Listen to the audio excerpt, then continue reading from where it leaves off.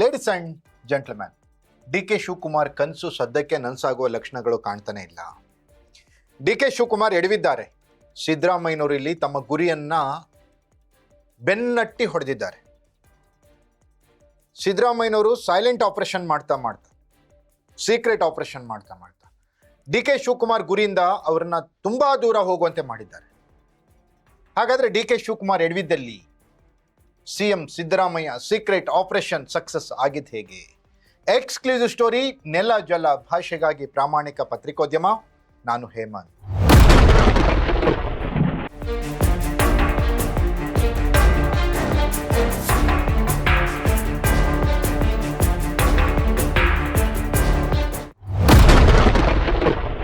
S ವೀಕ್ಷಕರೇ, D K Shivakumar ಎಡವಿದ್ದಾರೆ.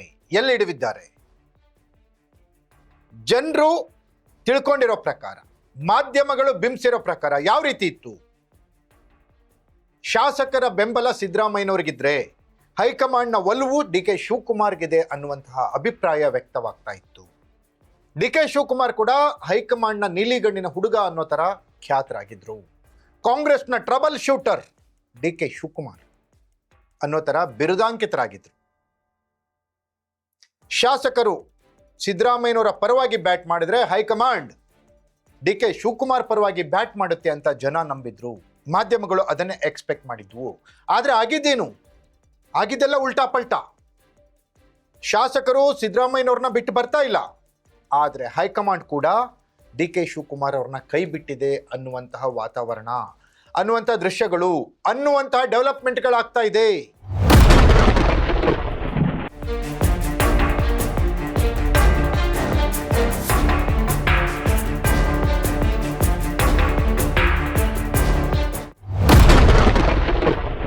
S ವೀಕ್ಷಕರೇ, ಕಾಂಗ್ರೆಸ್ಗೆ ಅನಿವಾರ್ಯತೆ ಇದ್ದಾಗ, ಕಾಂಗ್ರೆಸ್ಗೆ ಅಗತ್ಯ ಇದ್ದಾಗ, ಕಾಂಗ್ರೆಸ್ಗೆ ಅವಶ್ಯಕತೆ ಇದ್ದಾಗ ಡಿ ಕೆ ಶಿವಕುಮಾರ್ ಹಲವು ಸಹಾಯಗಳನ್ನು ಮಾಡಿದ್ದಿದೆ. ಹಲವು ರೀತಿಯಲ್ಲಿ ತನು ಮನ ಧನಗಳ ಕಾಂಟ್ರಿಬ್ಯೂಷನ್ ಅನ್ನು ಹೈಕಮಾಂಡ್ಗೆ ನೀಡಿದ್ದಿದೆ. ಕಾಂಗ್ರೆಸ್ ಪಕ್ಷ ಅಂತ ಬಂದಾಗ ಕಾಂಗ್ರೆಸ್ AICC ಕಚೇರಿಯನ್ನು ನಡೆಸಲಿಕ್ಕೆ ಡಿ ಕೆ ಶಿವಕುಮಾರ್ ಸಹಕಾರ ನೀಡಿದ್ದಿದೆ. ಕಾಂಗ್ರೆಸ್ನ ವರಿಷ್ಠರ ಯಾವುದೇ ರೀತಿಯ ಸಮಸ್ಯೆಗಳು ಅಂತ ಬಂದಾಗ ಅದಕ್ಕೆ ಬೆನ್ನೆಲುಬಾಗಿ ನಿಲ್ತಾ ಇದ್ದಿದ್ದು ಇದೇ ಡಿ ಕೆ ಶಿವಕುಮಾರ್. ಅದಕ್ಕೆ ಅವರಿಗೆ ಬಂದಿದ್ದು ಟ್ರಬಲ್ ಶೂಟರ್ ಅನ್ನುವಂತಹ ಬಿರುದು. ಆದರೆ ಏನಾಗ್ತಾ ಇದೆ? ಇದೇ ಡಿ ಕೆ ಶಿವಕುಮಾರ್ ಈಗ ಹೈಕಮಾಂಡ್ಗೆ ಬೇಡವಾಗಿದ್ದಾರೆ. ಸತತ 4 ಬಾರಿ ರಾಹುಲ್ ಗಾಂಧಿ ಅವರು ಅಪಾಯಿಂಟ್ಮೆಂಟ್ ಕೊಟ್ಟೇ ಇಲ್ಲ ಡಿ ಕೆ ಶಿವಕುಮಾರ್ ಜೊತೆ ಚರ್ಚೆ ಮಾಡಲಿಕ್ಕೆ. ಮಾತಾಡ್ಲಿಕ್ಕೆ ರೆಡಿ ಇಲ್ಲ ಅಂದ್ರೆ ಅವ್ರು ಕೇಳಿರೋ ಹುದ್ದೆಯನ್ನು ಬಿಟ್ಟುಕೊಡುತ್ತಾ ಹೈಕಮಾಂಡ್? ಹಾಗಾದ್ರೆ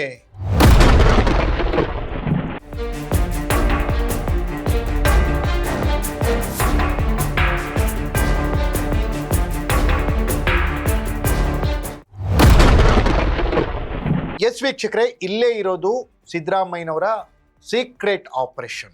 ಒಂದು ಕಡೆ ಶಾಸಕರನ್ನ ಬಿಗಿಯಾಗಿಟ್ಟುಕೊಂಡಂತಹ ಸಿದ್ದರಾಮಯ್ಯನವರು, ಈ ಕಡೆ ಮಾಧ್ಯಮಗಳು ಹೇಳ್ತಾ ಇದ್ವಲ್ಲ, ಜನರು ನಂಬಿದ್ರಲ್ಲ, ಹೈಕಮಾಂಡ್ನ ಒಲವು ಡಿ ಕೆ ಶಿವಕುಮಾರ್ ಅವ್ರಿಗಿದೆ ಅಂತ, ಅದನ್ನ ತಿರುಗಿಸುವಲ್ಲಿ ಯಶಸ್ವಿಯಾಗಿದ್ದಾರೆ.